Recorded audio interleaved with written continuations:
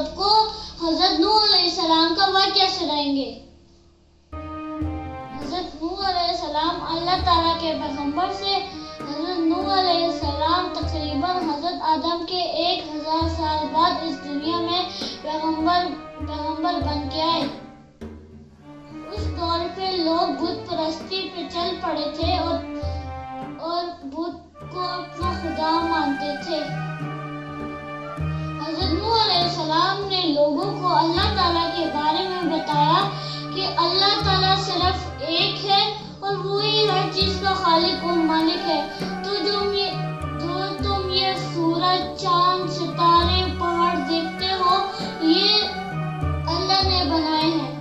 لیکن لوگوں نے حضرت نوح علیہ السلام کی بات پہ غور نہیں کیا اور ان کو حضرت نوح علیہ السلام کی بات پہ یقین بھی نہیں ہوا۔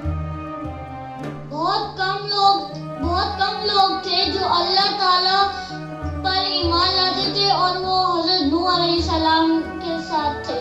حضرت نوح علیہ السلام دن رات لوگوں کو اللہ تعالیٰ کے بارے میں بتاتے، لیکن لوگوں نے حضرت نوح کی ایک بھی بات نہ سنی۔ حضرت نوح علیہ السلام نے ہار نہ مانی، وہ ان کو اللہ تعالیٰ کے بارے میں بتاتے رہے۔ ان لوگوں نے حضرت نوح کو پتھر مارے، ڈنڈے مارے، ان پر بہت ظلم کیا، لیکن پھر بھی وہ لوگوں کو اللہ تعالیٰ کے بارے میں بتاتے رہتے تھے۔ پھر کافی عرصہ گزرنے کے بعد حضرت نوح علیہ السلام مایوس ہو گئے۔ ان نے اللہ تعالیٰ سے دعا مانگی انسانوں کے بارے میں۔ اللہ تعالیٰ نے کہا سوائے مسلمانوں کے میں ان کو سزا دوں گا۔ پھر اللہ تعالیٰ نے حضرت نوح علیہ السلام کو اور ان کے ساتھیوں کو شہر میں پیڑ لگانے کو کہا۔ پھر حضرت نوح علیہ السلام اور ان کے ساتھیوں نے شہر میں پیڑ لگانا شروع کر دیا۔ کافی عرصہ گزرنے کے بعد اللہ تعالیٰ نے حضرت نوح علیہ السلام کو پہاڑ کی چوٹی پر کشتی بنانے کو کہا، بہت بڑی کشتی بنانے کو کہا۔ پھر حضرت نوح علیہ السلام کو کشتی بنانی نہیں آتی تھی، تو ان نے اپنے ساتھیوں سے مشورہ لیا۔ سب سے پہلے ان نے پیڑ کاٹے جو کہ انہیں اگائے تھے۔ تب ان کو اللہ تعالیٰ کی بات سمجھ آئی کہ اللہ تعالیٰ نے ان کا پیڑ اگانے کو کیوں کہا تھا۔ پھر حضرت نوح نے اور ان کے ساتھیوں نے ایک پلان بنایا اور وہ کشتی بنانا شروع ہو گئی۔ کافی عرصہ حضرت نوح علیہ السلام اور ان کے ساتھی کشتی بنانے میں مصروف رہے۔ جب لوگ ان کو پہاڑ پہ دیکھتے تو لوگ ان پہ ہنستے، وہ کہتے کہ یہ کیا کر رہے، پہاڑ پہ کشتی بنا رہے، یہ تو پاگل ہے۔ وہ ان پہ ہنستے اور ان کا بہت زیادہ مذاق اڑاتے۔ کافی عرصہ گزرنے کے بعد حضرت نوح علیہ السلام کی کشتی مکمل ہوئی۔ اللہ تعالیٰ نے حضرت نوح علیہ السلام کو اس کشتی میں جانور اور پرندوں کے جوڑے کو رکھنے کو کہا۔ حضرت نوح نے اپنی کشتی میں سارے جانوروں کو رکھا، شیر، ہاتھی، گھوڑا اور بھی بہت سارے جانوروں کو رکھا، اور ان نے کچھ پرندے بھی رکھے۔ پھر اللہ تعالیٰ نے حضرت نوح علیہ السلام کو ایک اشارہ دیا، جب تمہارے کچن میں پانی آئے تو تم سمجھ جانا کہ سیلاب آنے والا ہے اور تیاری پکڑ لینا۔ لوگ حضرت نوح کا بہت مذاق اڑا رہے تھے اور ان کو پاگل کہہ رہے تھے۔ پھر حضرت نوح نے ان لوگوں کو کہا ایک دن تم لوگوں کو اللہ تعالیٰ کی قدرت کا پتہ لگے گا۔ ایک دن حضرت نوح کو اللہ تعالیٰ کی طرف سے اشارہ آیا اور ان نے اپنے ساتھیوں مسلمانوں کو پکڑا، اپنے کھانے پینے کا سامان لیا اور جانوروں کا بھی کھانے پینے کا سامان لیا اور وہ کشتی میں بیٹھ گئے۔